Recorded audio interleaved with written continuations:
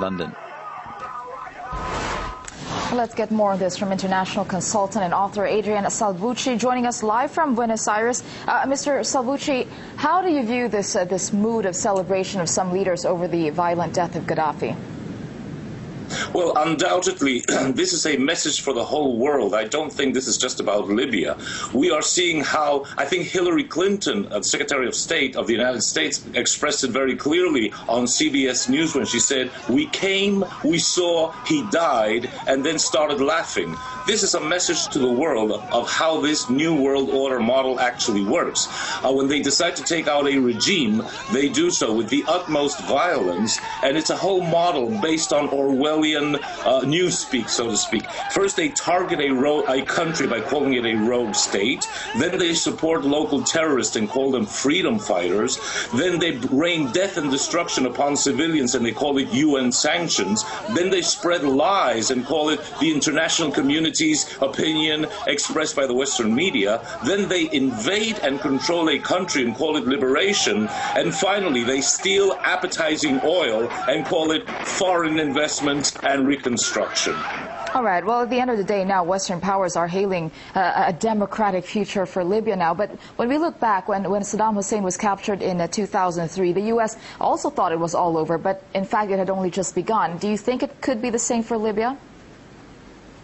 Absolutely, it's going to be even worse. Let's not forget that Saddam Hussein, his country was invaded and destroyed with over 1.5 million people dead because in November 2002, only 6 months earlier, he had decided to sell his oil in euros and not in dollars. And I think one of the reasons why Gaddafi his country of Libya has been invaded and he has been killed is because he had planned to introduce the gold dinar as a golden currency that could very easily have become a major currency, at least in North Africa and in the oil market. Don't forget, Libya has the 9th largest oil reserve in the world and the main oil reserve in all of Africa. So I think this definitely smells of oil, definitely smells of greed on the part of Western companies as Exxon, British Petroleum, and Total. And they are just using this newspeak, as I say, to try to justify that they have supported the worst terrorists, probably because in the White House, at the Palais Élysée in France, and in 10 Downing Street, we also have very high-class terrorists and mafias running those countries and the better part of the world. All right, and another worry that has been voiced by several people in the run-up to what's happening right now is sectarian violence. If Libya does turn into an uncontrollable zone of this sectarian violence, who will be held accountable and who should be held accountable? Well, clearly, the United States, France, Britain, and NATO should be held accountable. In any country, Libya included, Egypt, every other country, there is always about a half of the population that is against the ongoing government. That definitely, we've seen that in Libya. But what about the Wall Street protesters in the United States? What about the very violent protests in London a few weeks ago? What about the horrendous police repression in Athens? Should we also be invading and bombing Greece, the United Kingdom, and the United States because of the way they are handling their own internal divisions?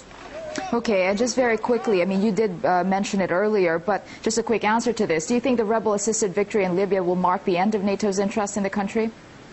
Definitely not. This is just the beginning. This is part of global regime change. And I would say orange alert for Venezuela, in my region, for Bolivia and for Ecuador, and definitely red alert for Syria and for Iran. This is the kind of democracy that the United States, Britain, and France want for the whole world.